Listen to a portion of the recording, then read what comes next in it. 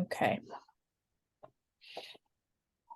Let me pull up. It's a little hard because I'm recording to toggle back and forth with the podcast flow, but do it like this.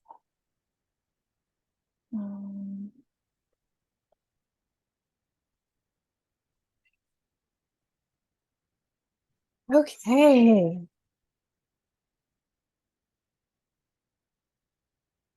Hey everyone. I am so excited for today's episode because today we are going to be hearing Katie's story. Usually Katie is in the driver's seat, but today I get to be in the driver's seat. So I'm Erin. I am the founder of Inner RAE. I'm Katie, and I'm a holistic relationship coach. All right, let's dive in. So, Miss Katie, I love how we got reconnected. And so I think what I would love to hear from you is just for starters to warm up our audience. Yeah. What drew you to be a part of Inner RAE? Like what was the call for you to join? And oh my gosh, sorry, as I'm asking that question, I just have to say it. It was 1:11 and 11 seconds. 11:11. So I just need to because I feel like our story is a lot of it is about synchronicity. Yeah. So I just had to name that. Totally. And that's exactly where I was going to take it. So it's a beautiful thing. I feel like you found me, and Inner RAE found me truly at a time where I was mid-flight. Like I had just jumped and was like, okay, here we go. I am committed to fully following and honoring my inner guidance system, and whatever comes of that is what is meant to find me. And you found me midair when I was learning like how to use my wings again and how to trust my heart, not just through the easy times, but through the really challenging, like dark caves that listening to my heart took me into. And so we got reconnected. I was about to take a bath and we ended up talking in the bath for 4 hours. And I think it coming back and talking to you and finding Inner RAE just felt like a warm hug. And I feel like my journey up to this point has really been about, I feel like I've been like a rat learning about darkness my whole life. And in the past few years, it's been about bridging that back to the light and standing in my authentic energy. And so what makes me so excited is being able to be a coach and do that for other people. But more than that, so much of my journey has been about listening to and deeply honoring my inner child. So when we started talking about parts work and what that looks like to go into our blocks and bring those blocks up to the surface and learn how to love these parts of us that were shamed, that were buried, that makes me so excited. And so it feels like a perfect way to give back and also to honor that part of myself that went through everything I did to get to this point. Yeah, and I want to also in this interview highlight some of the ways that we are so different and well balanced and matched. And so my first question that I'd love for you to dive into is, well, I guess it's technically my second question, but my next question is tell us about your childhood, because I think one of the fundamental ways that you and I are really different is that my understanding is you had access to that Inner RAE really young. Yeah. And I'm wondering if you could walk us through, in your childhood, what being connected to your Inner RAE was like, how you maybe lost it or it got waylaid or kind of blocked, and then how you found it again. Like, I know that's a really big question, but I'll let you take it from there. Okay. So I'll I'll probably get emotional during parts of this, but you know, my rivers are not blocked anymore and they flow. And that's something that I've learned to really deeply embrace. But I think if I go back to childhood, like, I mean, you look around my desk and I have Winnie the Pooh here with a quote. I have little stuffed animals. Like I have animals everywhere and I have pens everywhere. And this was what my childhood was like. Like my mom and my grandma and my family, like I had art supplies absolutely everywhere. I was drawing, I was sculpting, I was writing. I had journal entries every day on top of just like stream of consciousness writing. I was writing poetry. Like I was out in the backyard drawing redwood trees. I was drawing grass and flowers and just like tuned into nature, to animals, and to this like the energy that was around us, all of this unseeing that I was bringing to life. Like I just recently found actually a poem that I wrote when I was 7 that was talking about what was inside of me and our soul and how our souls are all connected. So like that energy that is connected to something much bigger was coming through me, and it was not blocked in any single way. And it was cultivated. In fact, like everywhere I went, I had a bag of art supplies with me and I was just drawing everything. But I also, when I read back through my journal entries every day from literally like 5 to 15, a lot of what I'm writing about is like what my family was going through. So I was like, I feel sad because my brother is sad. Like I feel angry because this just happened with my brother, you know? And so I realized how deeply I was tuned into and feeling the energies of everybody around me, not only just my family, but my friends. And I was processing that. And then I was making art around that. And that then kind of leads me into, or I guess I'll say one other piece of that too, was I'm the youngest. I have 2 older brothers and I have all guy cousins. So the other piece of this was that like I was plugged into this sports, like athletics world very, very young. And so I didn't realize at the time what foundation that was creating for me, but it really helped me later in life when a bunch of these emotions really started to come to the surface, because I realized that I was moving energy in my body. Nothing was getting stuck. Until a certain point, which I'll get to in a second. But there was just movement constantly, imagination constantly, and nature. And those 3 things have carried through and with me and have been what I've come back to heal throughout my journey. But yeah, my childhood was honestly like perfect. It was perfect until it wasn't. Around 13, 14, 15, essentially this whole foundation that was super secure in my life just crumbled. Someone that I love really dearly found out had addiction problems, and like this storm of darkness, the only way I can talk about what it felt like was just like it felt like there was demons that just like rushed into these places that used to be secure for me, that used to be comfort and safe and love, and all of a sudden it was just shook to the core. And luckily I had art and I had sports to help me channel and release some of this energy, but also make sense of it. So at 14, I started studying neuroscience and psychology to understand, like, and this was just in my spare time because I was a total nerd, like I was like, what's going on? Like, how can someone who is so deeply kind and compassionate and creative and brilliant turn into this, mean, angry, explosive person? Like, how does that happen? What's happening in our brain? What's happening in our body? And so, yeah, as that happened, I buried a lot, right? And I also my throat chakra blocked. Like so I lost access to speaking my truth.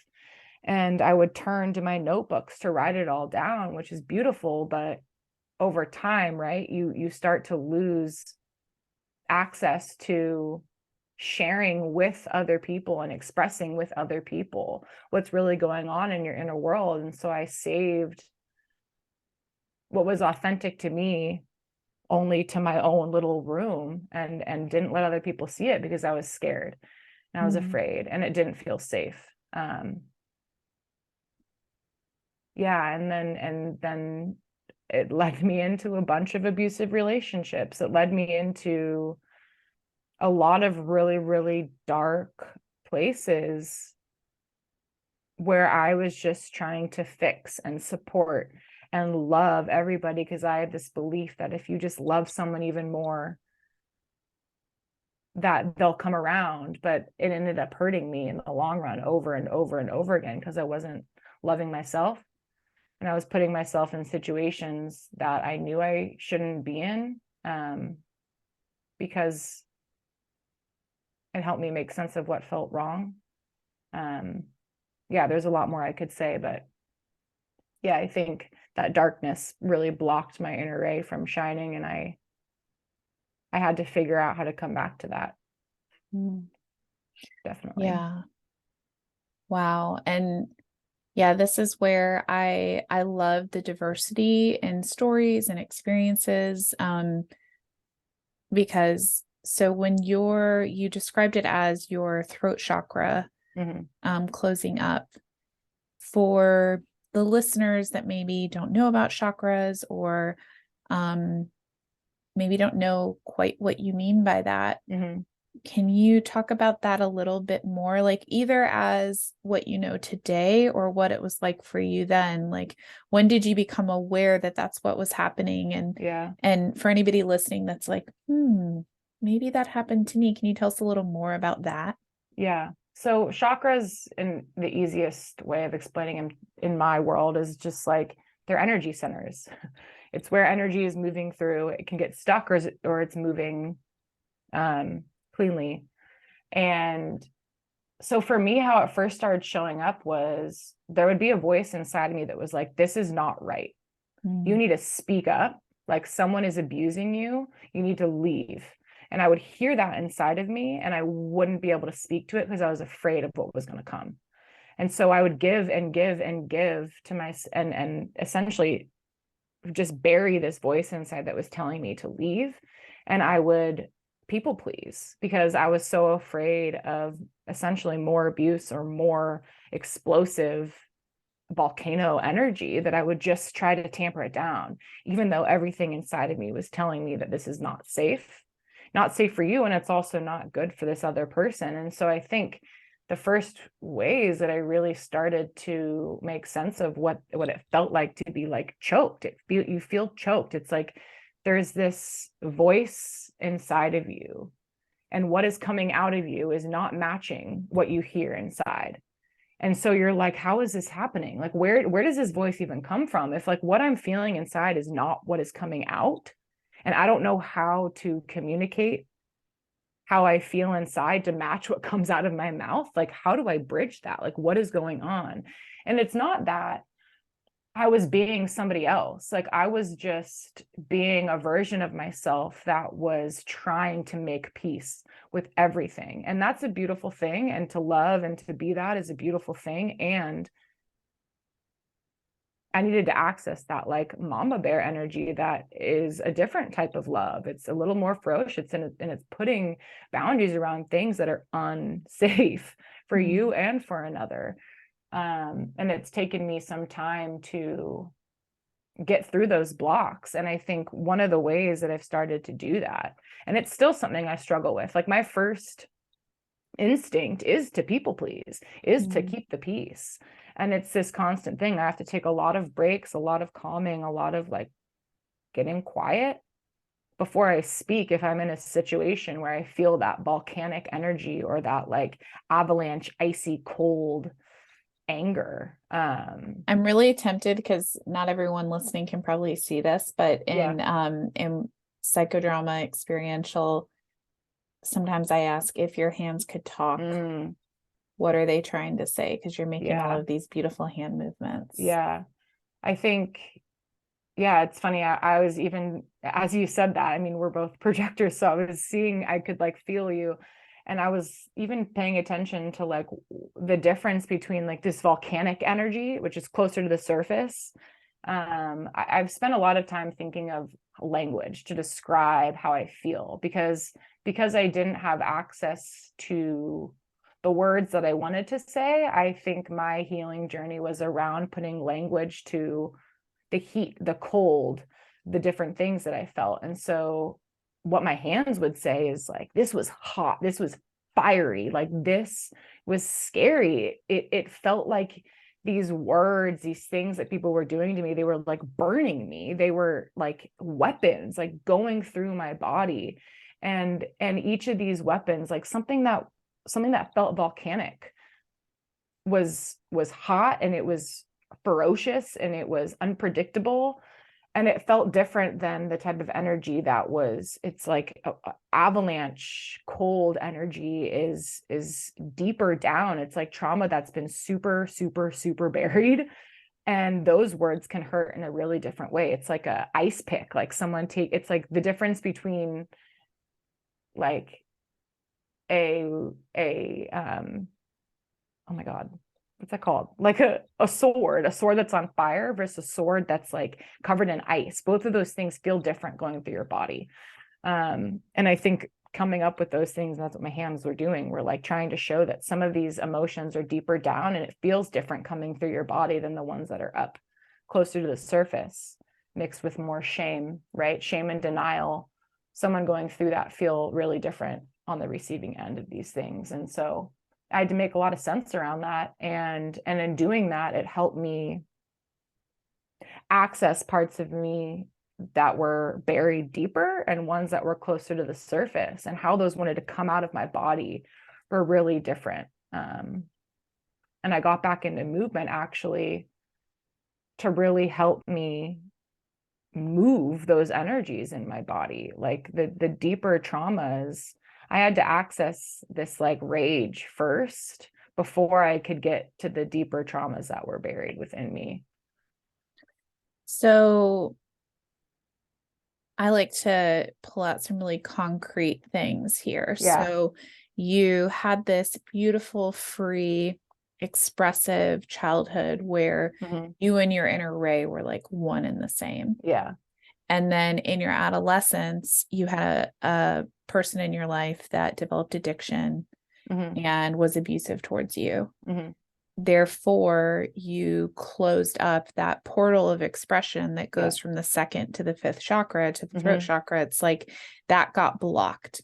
Yeah. And my assumption is, based on what we know, is maybe there was a moment where you were expressing that and you became unsafe. Yes. Right. And so then it started to compound, because not only like was that belief that you were not safe was there, you then started to believe that it was not okay. And so it was this like compounding effect.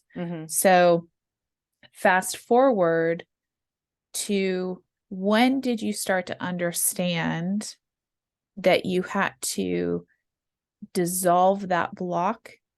And what were some of the concrete actions that you took that our listeners can maybe have some tangibility around? Because you speak so eloquently, and I just want them to really hear what are the actual things that you did so that people can have hope, because I love your story and how things changed for you. Yeah. So I realized something needed to change. I had a near-death experience at 23. So I had a seizure and almost died. And I mean, I didn't know this was possible at the time, right? But like, I was met with my whole team of angels. I met with God. I knew that like, if I didn't wake up before this light went out, that I was going to die. And I had the choice to choose, like, do I come back? And if I do, then I have to do things differently. And this voice that I had been avoiding for 15 years at that point was the only thing that I heard in this meeting of my guides. And they were people who have passed, like people from other lifetimes that I had felt energetically in my life that were meeting me. And I always get full body chills when you tell this story, just FYI. So yeah, me too. I have them. And And like, essentially the voice that kept coming through was like, our body is not meant to harbor this amount of stress. And I had been avoiding that and grinding through it for so long, and trying to make the outside world, like, I wanted to be seen. So I worked really hard in all these different things, but I was just like killing myself internally. And so after this seizure, essentially, I went to treatment for trauma. And at this treatment, I learned about attachment styles. I learned about essentially how to re-access. I started writing again, and not writing for other people, but writing for myself. Like, I had stopped journaling because I was afraid of what was going to come out inside of me. I didn't want to see how sad I was. I didn't want to see how angry I was, because it meant a butterfly just flew right in front of my window. This is like so me. And butterfly goes from blocked in my world that I've created, from blocked into bold. Like, how do we speak our truth and move through these blocks that are coming up? So good for that. I'm doing it right now. And so yeah, I mean, I started writing again. I started allowing these tears to flow. I started to allow this anger to come out. So many different things started happening. So I'll start with kind of recently more what I've been doing, but I'll go back into how I got to this point. So like, when I feel lost, I try to go to somewhere in my environment where I can feel lost and work through that. So like, when I'm feeling lost now or in the dark, I literally go and put myself in a forest, and I'm like, okay, we're going to literally let this intuitive system guide me back home. And not like deep loss, but like, there are many different paths I can take.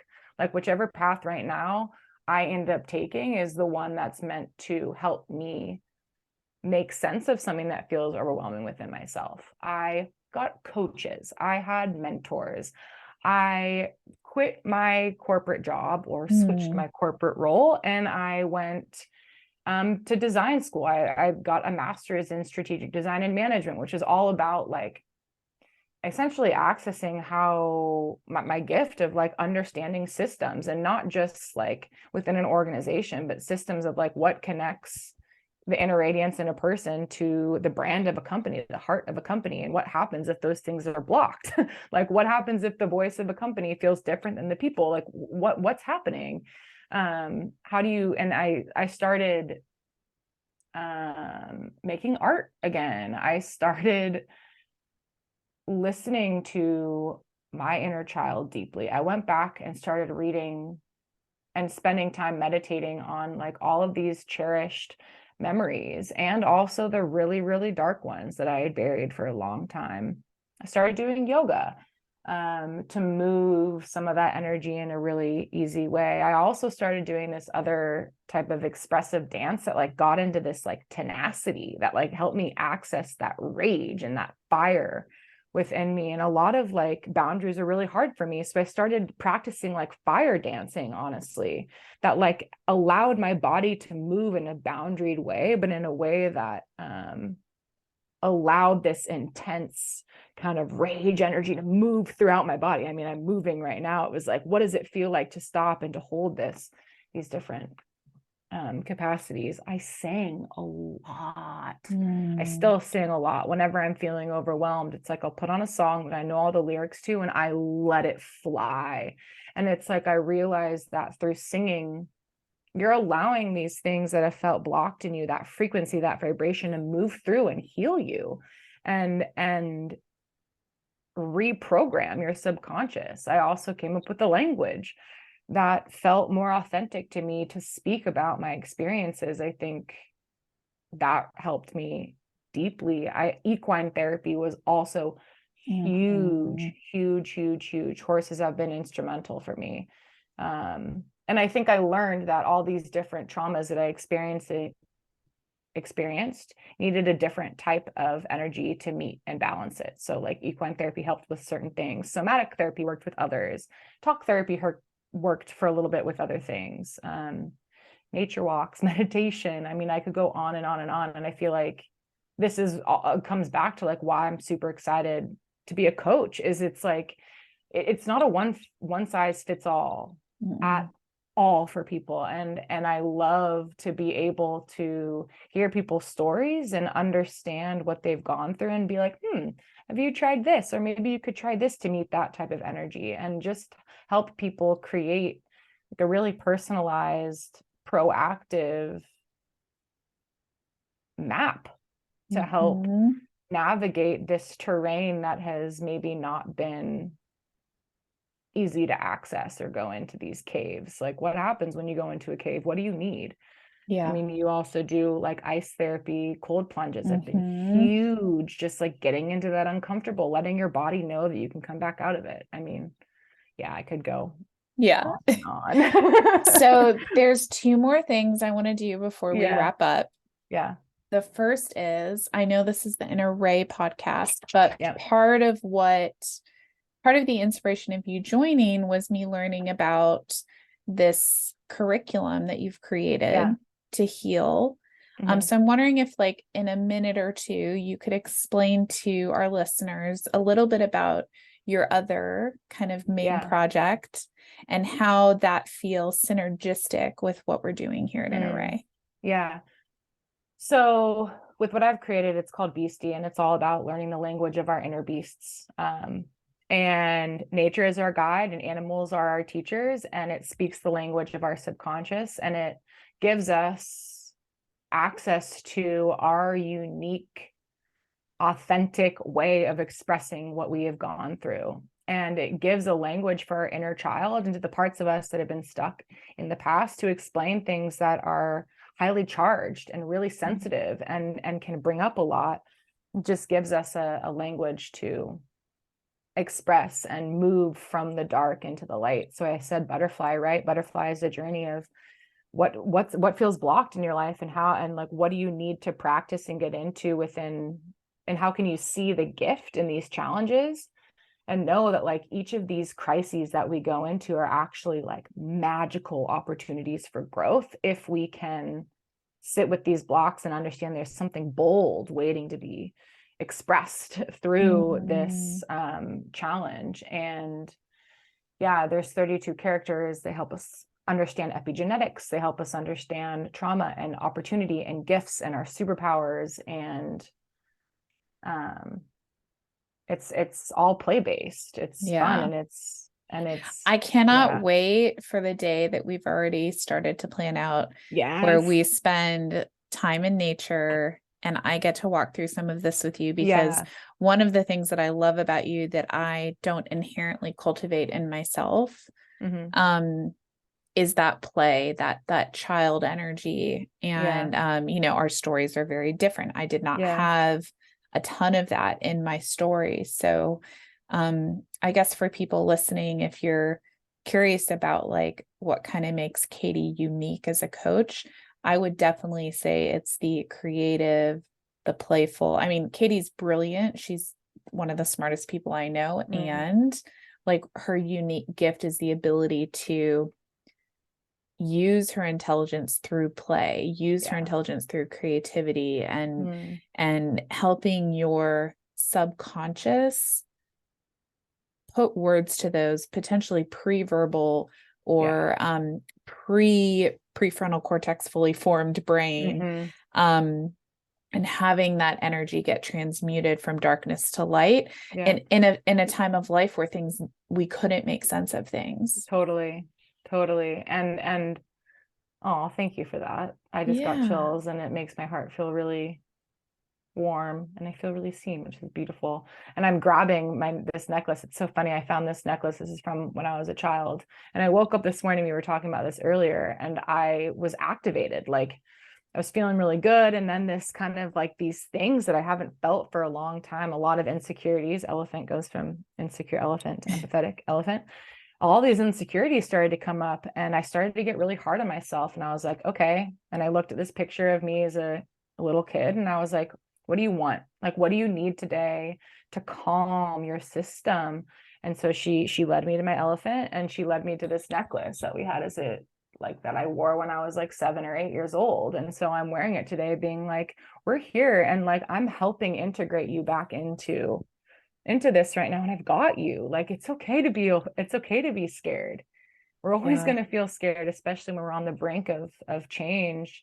And courage is empowering, but it's also scary because it means you're stepping into something new. And I think it's been really fun to find creative, playful ways to bridge these gaps and to allow things that are pre-verbal to find words that feel how we feel inside.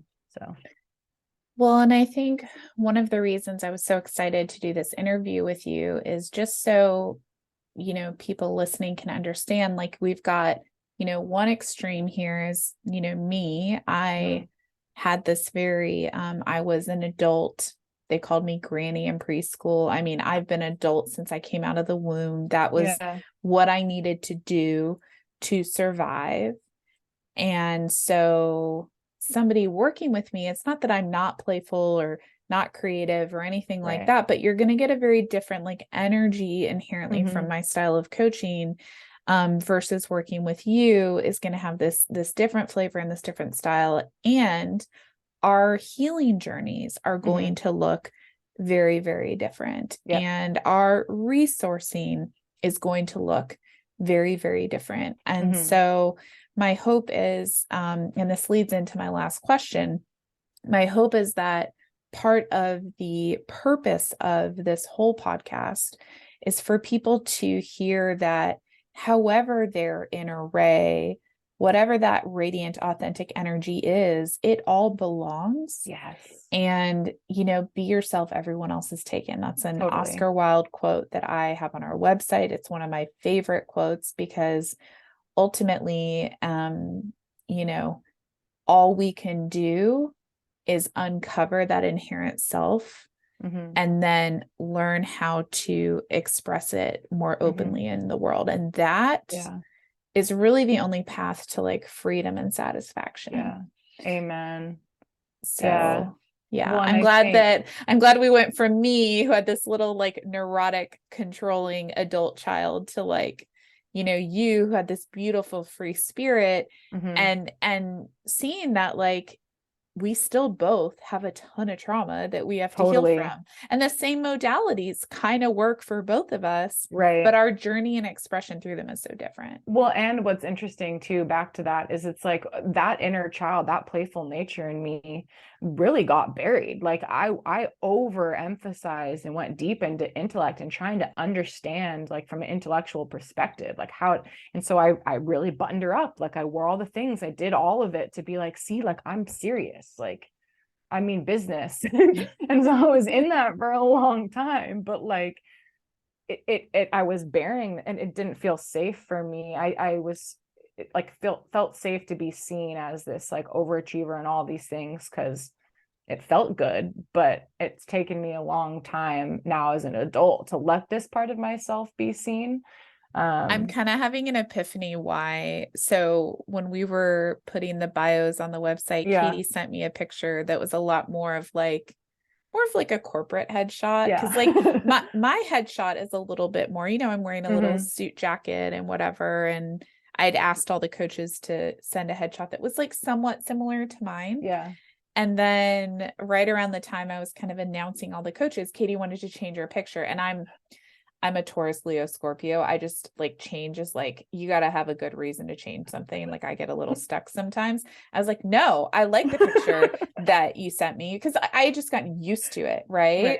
And then after a couple of days, I had put up this new picture of her, which is like so much more representative of the Katie I know and the Katie I know today. And I was like, why did I ever like resist that? Because like that to me is that I'm so glad that you listened to yourself and changed it. Yeah. Because that is what we're talking about here, right? Like that shift from, well, I've buttoned up this part of me so that the world can accept me. I can fit into this world. But truly that picture we have up of you now is much more of that like playful, free, authentic energy. So, yeah. Thank you for listening to yourself around that. Of course. And I was nervous. I got hot when I sent you that email being like, I got to change this pic. Oh my gosh. All right. So we always ask this question at the Yeah. end. So I know that you know that it's coming because you've Yep. asked it to me. I have. You ready? I'm ready. Okay. So name someone in the public eye broadcasting their inner ray, inspiring you to live your most radiant, authentic life. Okay, so her name is, if you look for her on Instagram, it's at Blue of Earth. And this woman, she is a total medicine woman. She's a mystic. She is brilliant. She is deeply wise. And she's extremely playful and goofy and just like full authenticity. Like she can bridge these extremes between going into some of these deepest, darkest caves and talk about really deeply spiritual things, but also bring it back in this really, really playful way. And I think the way that she swings between all of these extremes is something that really inspires me and has given me really the freedom to let all of these different versions of myself shine and all of these extremes within me shine. And I think that so much of our healing is bridging these extremes. I mean, like if you think of the ocean, like it's beautiful and it's also terrifying. Like it's these two extremes. And I think that she has really exemplified how to be all of these extremes and in this one super radiant, authentic person. So yeah, she definitely reminds me of my own magic and that it's safe to be who I am and safe to talk really fast and safe to slow down and safe to meander and to be flail around with your hands. like to do all the things. It's like I have so much energy and I've this buttoned up version of myself contains it all and it feels really uncomfortable. And so yeah, she's helped me step into the version of myself that is really free and is led by my inner child, low rat. Amazing. Yeah. Oh, Katie, what a pleasure. What a pleasure. And so fun to be on the other side of the interview process. And you're a very good interviewer. You. Oh, thank you. Yeah, I was actually really nervous, which is so funny, but I was too. Yeah, this is I feel like our collaboration is such a beautiful alchemy of what can happen when two seekers, two projectors, if you know human design, two people who are deeply invested in expressing their inner ray in the world. Like, I'm just excited for all the episodes to come, and I'm sure we will get another opportunity to dive back into your story. But for today, that's it, and we will see you next week. Thanks for listening. Next week.